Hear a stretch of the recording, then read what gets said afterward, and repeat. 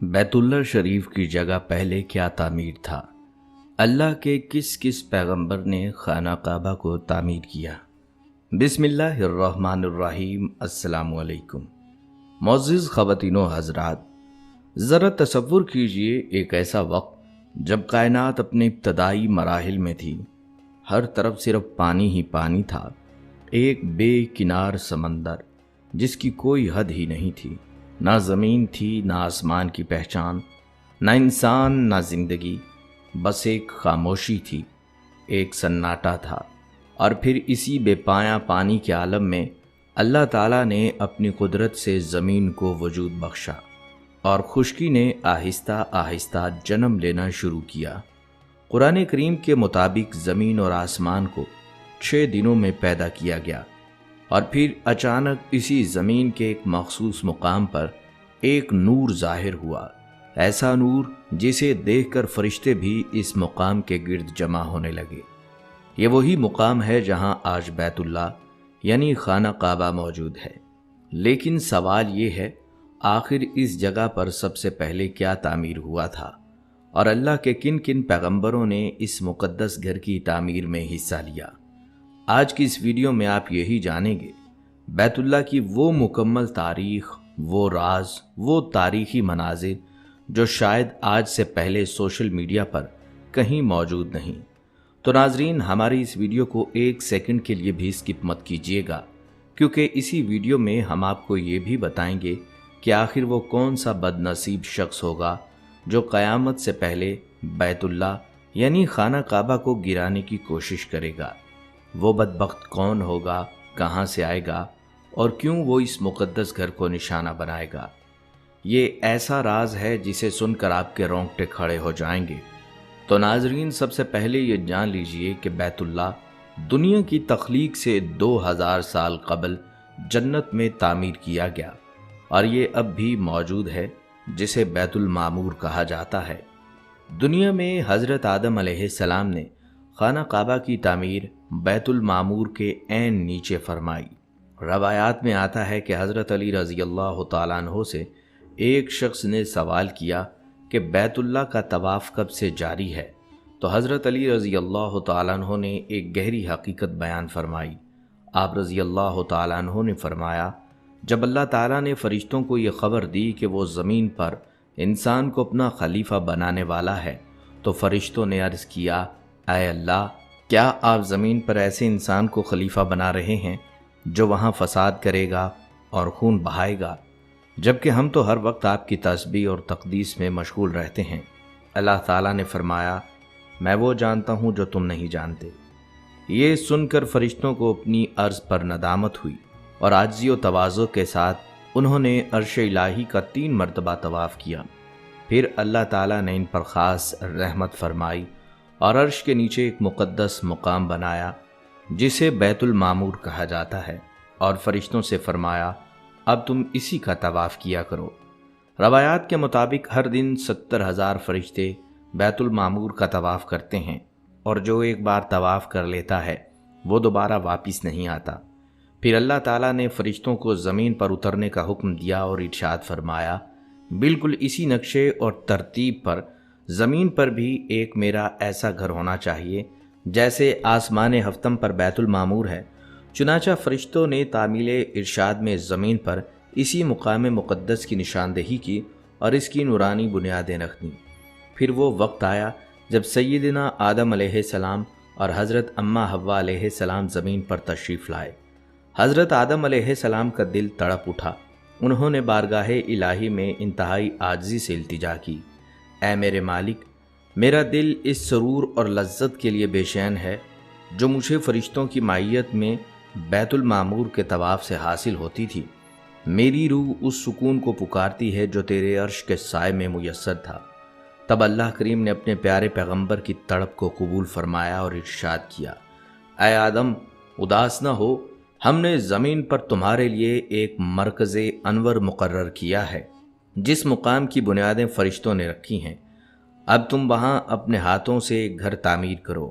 یہ زمین پر میرا وہ گھر ہوگا جو آسمانوں پر بیت المعمور کے عین مقابل ہے۔ یہاں تم اور تمہاری آنے والی نسلیں اسی طرح میری محبت میں طواف کریں گی جیسے فرشتے عرش بری کے گرد دیوانہ وار گھومتے ہیں۔ اس کے بعد حضرت آدم علیہ السلام حضرت جبرائیل علیہ السلام کی رہنمائی میں مکہ مکرمہ پہنچے۔ وہاں حضرت جبرائیل علیہ السلام نے اپنے پر مبارک سے زمین پر ضرب لگائی تو بیت اللہ کی پرانی اور گہری بنیادیں ظاہر ہو گئیں۔ پھر فرشتے مختلف پہاڑوں سے بڑے بڑے پتھر لائے۔ ان میں سے بعض پتھر اتنے بھاری تھے کہ انہیں 30 آدمی مل کر بھی اٹھا نہیں سکتے تھے۔ ان پتھروں سے آدم علیہ السلام نے اللہ کے حکم سے بیت اللہ شریف کی تعمیر فرمائی اور یوں زمین پر بھی اللہ کا ایک عظیم گھر قائم ہو گیا۔ حضرت آدم علیہ السلام اور ان کے بعد آنے والی ابتدائی نسلیں اسی گھر کو عبادت اور طواف کا مرکز بناتی رہیں۔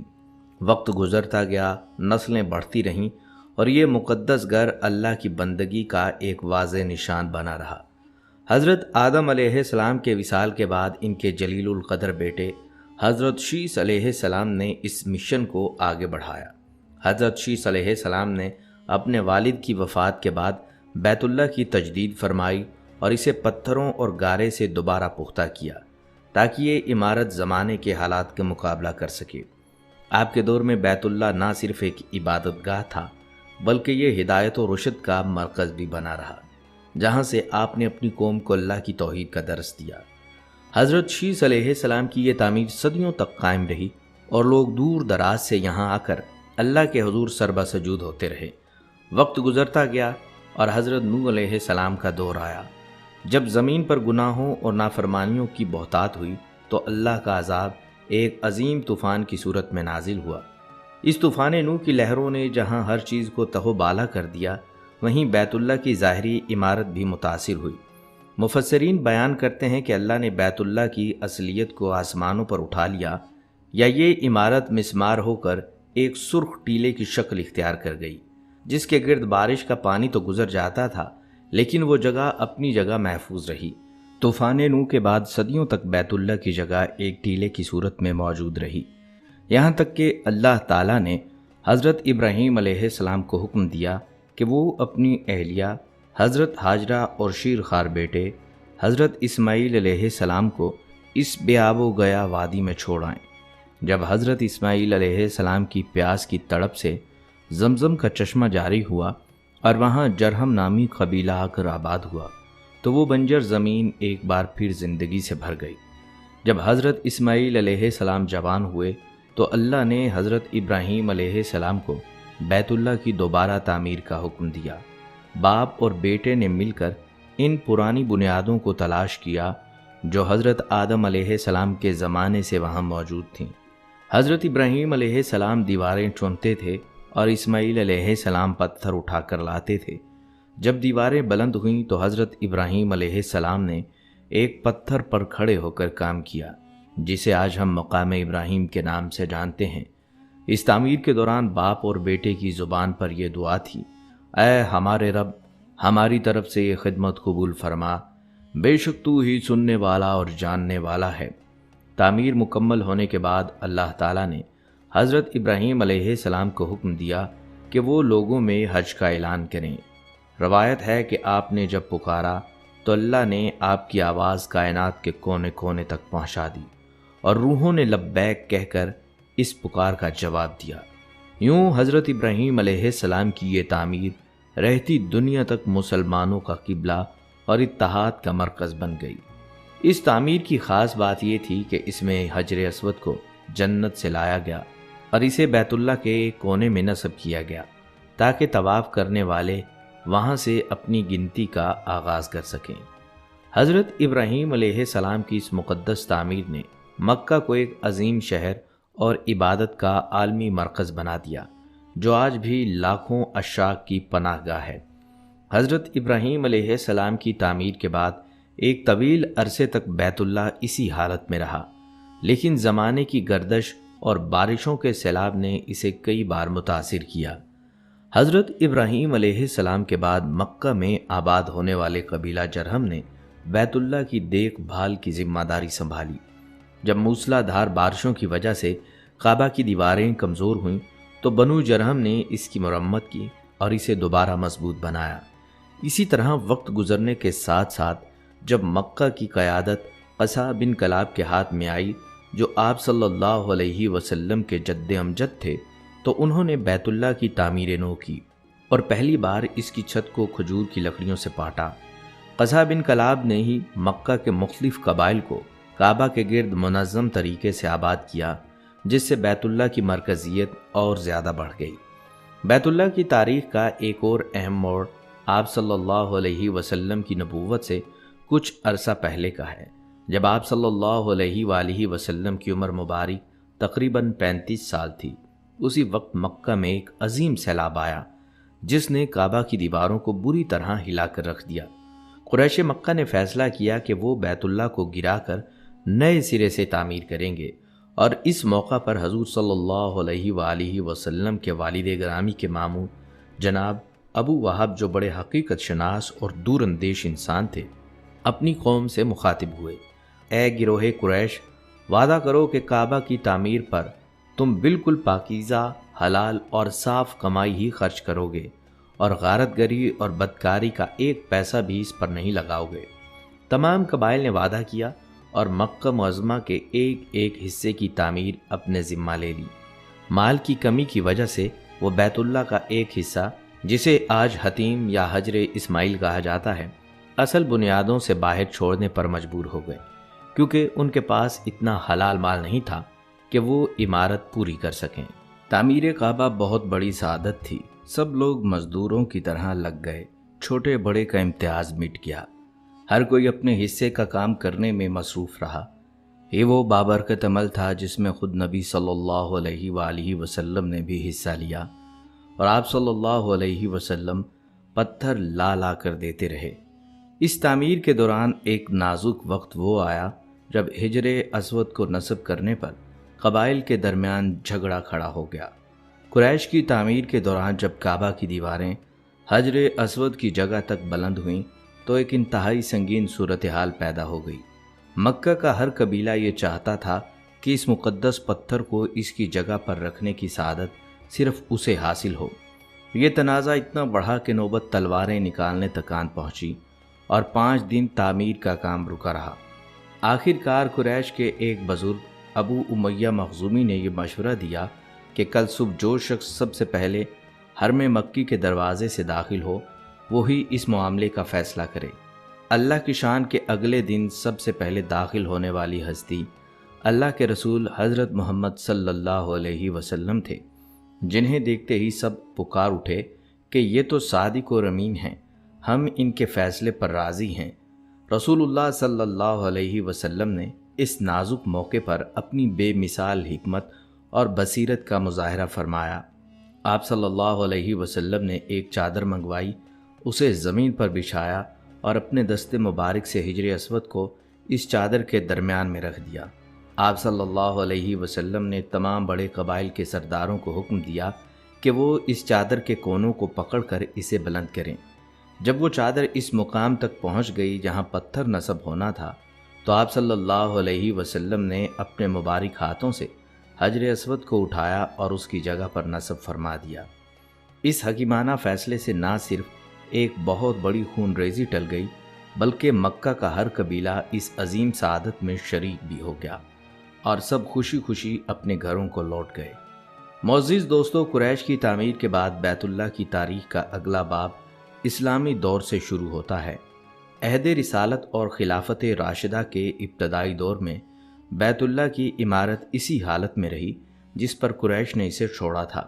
تاہم زائرین کی بڑھتی ہوئی تعداد کے پیش نظر حضرت عمر فاروق رضی اللہ تعالیٰ عنہ اور حضرت عثمان غنی رضی اللہ تعالیٰ عنہ کے ادوار میں حرم کی حدود کو وسیع کیا گیا اور کعبہ کے گرد احاطہ بنایا گیا۔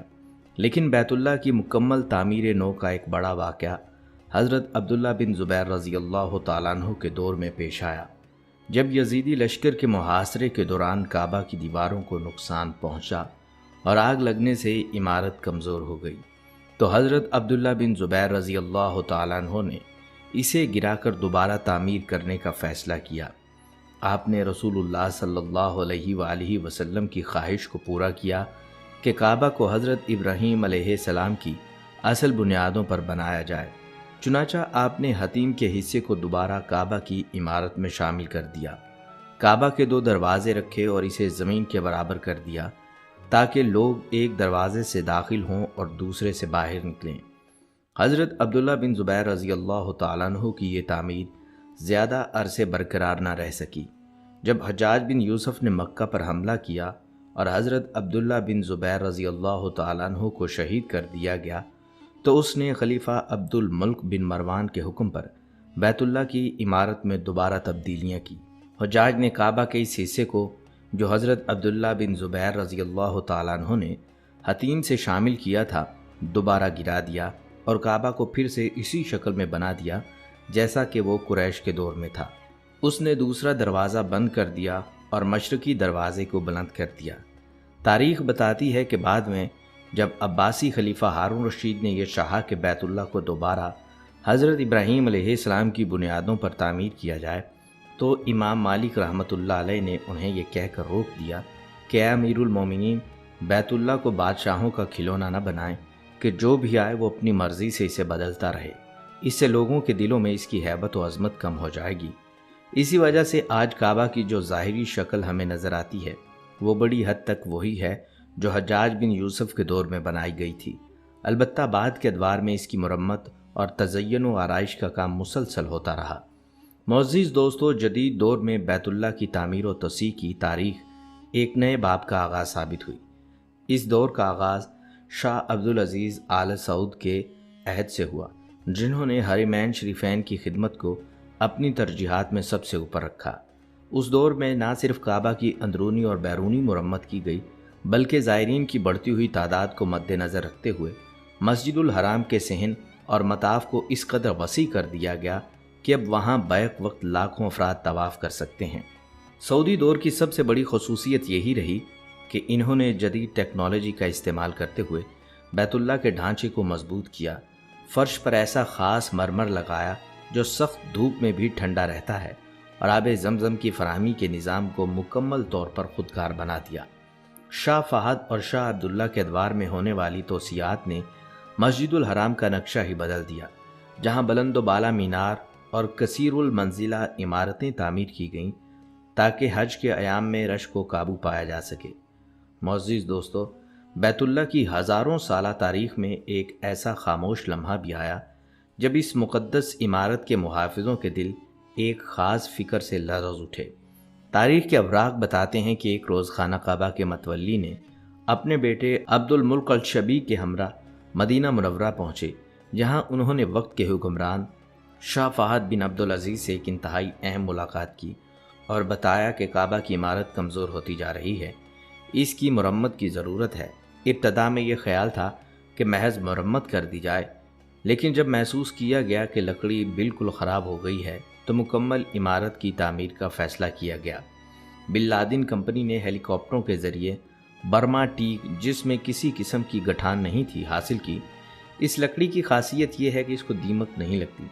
इसके अलावा ऐसे रंग का इंतखाब किया गया जिसमें किसी किस्म की बू शामिल नहीं थी, क्योंकि खाना काबा अमूमन साल में 2 दफ़ा खुलता है। गालिब बिन लादेन कंपनी की तरफ से खाना काबा की तामीर के काम के निगरान मुकर्रर हुए, जिन्होंने बहुत एहतियात से काम का आगाज़ किया और जहाँ भी मुश्किल पेश आई इस्तिखारे से मदद ली। शिरक या बिद्दात से बचने के लिए अमले के किसी भी रुकन को इमारत का कोई पत्थर या मट्टी ले जाने की इजाज़त न दी। इससे कबल खाना काबा के मताफ की तामीर व मुरम्मत का काम भी बिन लादेन कंपनी को दिया गया था, जिन्होंने यूनान के मशहूर थॉसिस आयरलैंड से सफ़ेद क्रिस्टालिनो मंगवा कर मताफ में लगाया, जो कि हर किस्म की गर्मी में ठंडा रहता है। खाना काबा का दरवाज़ा 300 किलोग्राम सोने से 1979 में अहमद बिन इब्राहीम ने शाह खालिद बिन अब्दुल अज़ीज़ की ख्वाहिश पर लगाया था, इसलिए इसे जूं का तूं रखा गया। खाना काबा के अंदर भी एक दरवाज़ा है जिसे बाब तौबा कहते हैं। इस दरवाज़े से छत पर जाया जाता है।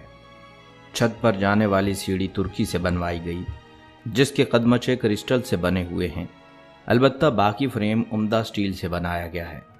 फ़र्श पर सफ़ेद मार्बल इस्तेमाल किया गया है और फ़र्श के दरमियान हरे मार्बल से नक्श बनाए गए हैं। दीवार के निचले हिस्से में हरा मार्बल इस्तेमाल किया गया है, जबकि ऊपर के हिस्से में हल्के सफ़ेद रंग का मार्बल इस्तेमाल किया गया है। आधी दीवार मार्बल की है और ऊपर वाले हिस्से में हरा कढ़ा हुआ कपड़ा लगाया गया है, जो कि खादिम हुरमैन शरीफैन खालिद बिन अब्दुल अजीज़ का अता करदा है। माजी की तरह 2 छतें रखी गई हैं। पहली छत लकड़ी की है और दूसरी छत भी लकड़ी की है, लेकिन वो वाटर प्रूफ है और इस पर मार्बल लगा दिया गया है।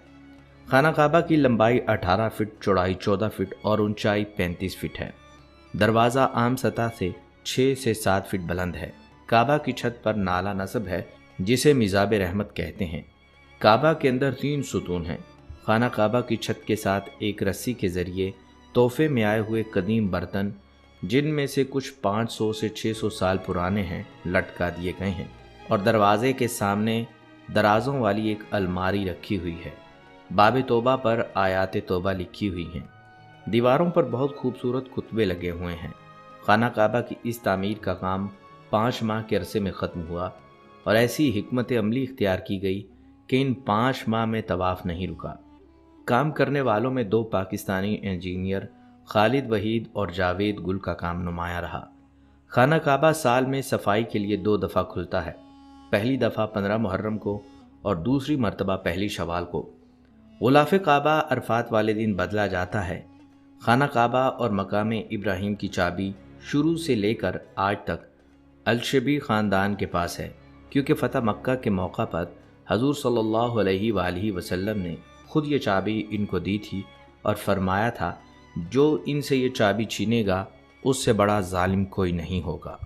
मौजूदा दौर में शाह सुलेमान बिन अब्दुल अजीज़ और वली अहद मोहम्मद बिन सुलेमान के ज़ेर निगरानी सऊदी विजन 2030 के तहत बैतुल्लाह की तारीख की सबसे बड़ी तोसी जारी है, जिसका मकसद करोड़ों ज़ाहिरीन को बेहतरीन सहूलियात फराहम करना है। इसके अलावा गुलाफ काबा की तैयारी के लिए मक्का मुकरमा में एक मखसूस कारखाना कायम किया गया है, जहां हर साल खालिस रेशम और सोने चांदी की तारों से इंतहाई नफीस गुलाफ तैयार करके 9 ज़ुल्हज्जा को काबा की जीनत बनाया जाता है। यूं आदम अलैहिस्सलाम से शुरू होने वाला ये तामीर का सफ़र आज अपनी शान और शौकत के साथ जारी है, जो क़यामत तक मुसलमानों का मरकज़ अक़ीदत रहेगा। मोअज़्ज़िज़ दोस्तों, बैतुल्लाह महज पत्थरों की एक इमारत नहीं, बल्कि ये ज़मीन पर अल्लाह की रहमतों का मरकज़ और इसकी कुदरत का अजीम शाहकार है।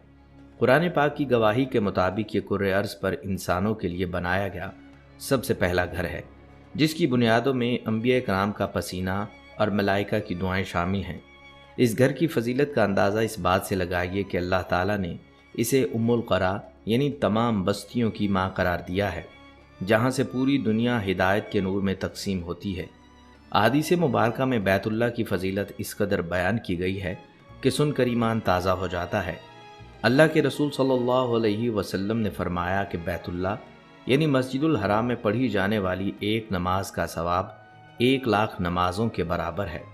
ज़रा तसव्वुर करें, एक इंसान अपनी पूरी ज़िंदगी की नमाजें एक तरफ रखे और बैतुल्लाह में पढ़ी गई एक नमाज दूसरी तरफ, तो बैतुल्लाह का पल्ला भारी हो जाता है। ये वो मुक़द्दस मकाम है जहाँ हर वक्त अल्लाह की रहमत की 120 बारिशें नाजिल होती हैं, जिसमें से 60 तवाफ़ करने वालों पर, 40 नमाज पढ़ने वालों पर और 20 सिर्फ बैतुल्लाह को मोहब्बत भरी नज़र से देखने वालों पर बरसती हैं। यही वो घर है जिसका हज करने वाला जब वापस लौटता है तो गुनाहों से पाक हो चुका होता है, जैसे आज ही अपनी माँ के पेट से पैदा हुआ हो। इस घर का तवाफ़ करना गोया अल्लाह से अपनी बंदगी का अहद ताज़ा करना है और हिजर असवद को चूमना गुनाहों को मिटा देता है। काबा की तरफ देखना इबादत है, इसकी हुदूद में सांस लेना अमन है। यहाँ मांगी जाने वाली हर दुआ अर्शे इलाही तक पहुँचने का एक मुख्तसर तरीन रास्ता दिखती है। मोअज़्ज़िज़ दोस्तों, यहाँ एक ऐसा सवाल भी पैदा होता है जो बहुत से लोगों के जहनों में उलझन पैदा करता है। एक तरफ तो कुरान पाक की सूरा आले इमरान में अल्लाह ताला फरमाता है कि बेशक पहला घर जो लोगों की इबादत के लिए बनाया गया वो वही है जो मक्का में है, यानी तामीर के लिहाज से खाना काबा दुनिया की पहली इबादत गाह है। लेकिन दूसरी तरफ हम सब बचपन से ये सुनते आए हैं कि मुसलमानों का किबला अव्वल मस्जिद अक्सा या बैतुल मुक़द्दस है। अब सवाल ये पैदा होता है, अगर सबसे पहला घर बैतुल्लाह है तो इसे किबला अव्वल क्यों नहीं कहा जाता, और क्या ये कोई तज़ाद है? तो दोस्तों, इसमें कोई तज़ाद नहीं, बल्कि ये सिर्फ एक तरतीब का फ़र्क है। दरअसल बैतुल्लाह ज़मीन पर तामीर होने वाला सबसे पहला घर है جسے آدم علیہ السلام نے تعمیر کیا۔ لیکن جب اسلام کے ابتدائی دور میں نمازیں فرض ہوئیں تو اللہ تعالیٰ کی حکمت کے تحت مسلمانوں کو حکم دیا گیا کہ وہ مسجد اقصیٰ یعنی بیت المقدس کی طرف رخ کر کے نماز ادا کریں۔ اس کا مقصد مسلمانوں کا امتحان لینا تھا کہ کون اللہ کے حکم کی پیروی کرتا ہے۔ یہی وجہ ہے کہ نماز کی سمت یعنی قبلہ کے لحاظ سے اسے قبلہ اول کہا جاتا ہے، کیونکہ اسلام میں نماز کی پہلی جہت وہی تھی۔ ہجرت کے تقریباً 17 ماہ بعد جب اللہ نے اپنے حبیب صلی اللہ علیہ وسلم کی دلی تمنا پوری فرمائی اور قبلہ تبدیل کرنے کا حکم دیا تو مسلمان دوبارہ اسی قدیم گھر یعنی کعبہ کی طرف لوٹ آئے، جو حضرت ابراہیم علیہ السلام اور حضرت آدم علیہ السلام کا بھی قبلہ تھا۔ پس ثابت ہوا کہ بیت اللہ کائنات کا پہلا گھر ہے، جبکہ مسجد اقصیٰ مسلمانوں کا پہلا قبلہ مقرر تھا۔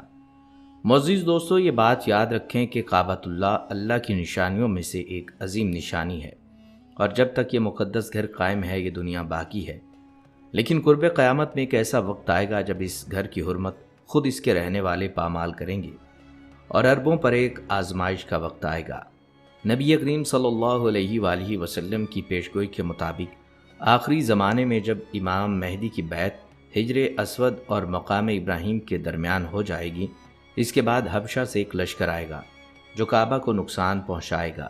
اسی لشکر کی قیادت ایک بدبخت حبشی کرے گا جس کی پنڈلیاں چھوٹی اور باریک ہوں گی۔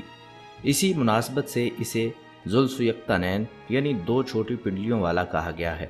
وہ کعبہ کی دیواروں کو مسمار کرے گا، اس کا غلاف اتار دے گا اور اس کے تمام خزائن اور زیورات کو لوٹ لے گا۔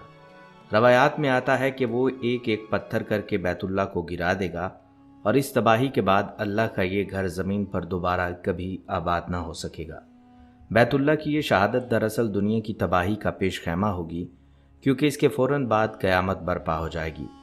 پس جب تک یہ گھر سلامت ہے، مسلمانوں کے پاس توبہ اور عبادت کا موقع ہے، کیونکہ اس گھر کا اٹھ جانا پوری کائنات کے خاتمے کا نشان ہے۔ اللہ رب العزت سے دعا ہے کہ جب تک یہ دنیا قائم ہے ہمیں اپنے اس مقدس گھر کی حاضری کی سعادت بار بار نصیب فرمائے، ہمیں اس کی حرمت کی حفاظت کرنے والا بنائے اور ہمارا خاتمہ ایمان پر فرمائے، آمین یا رب العالمین۔ معزز دوستو، امید ہے کہ بیت اللہ کی تعمیر سے لے کر اس کے آخری وقت تک کی یہ جامع معلومات آپ کے علم میں اضافے کا باعث بنی ہوں گی۔ اگر آپ کو یہ ویڈیو پسند آئی ہے تو اسے لائک ضرور کیجیے گا اور اپنے دوستوں کے ساتھ شیئر کیجیے گا تاکہ وہ بھی اس کار خیر میں حصہ لیں۔ اگر آپ بھی خانہ کعبہ کی زیارت کا خواب رکھتے ہیں تو کمنٹ سیکشن میں لبیک اللہم لبیک ضرور لکھیں۔ اور دوستو، ایسی ہی ایمان افروز اور تاریخی ویڈیوز دیکھنے کے لیے ہمارے چینل کو سبسکرائب کرنا اور بیل آئیکن دبانا نہ بھولیں تاکہ ہر نئی ویڈیو آپ تک بر وقت پہنچ سکے۔ انشاءاللہ جلد ہی ایک نئے اور دلچسپ موضوع کے ساتھ دوبارہ حاضر ہوں گے۔ تب تک کے لیے ہمیں اپنی دعاؤں میں یاد رکھیے گا۔ اللہ حافظ۔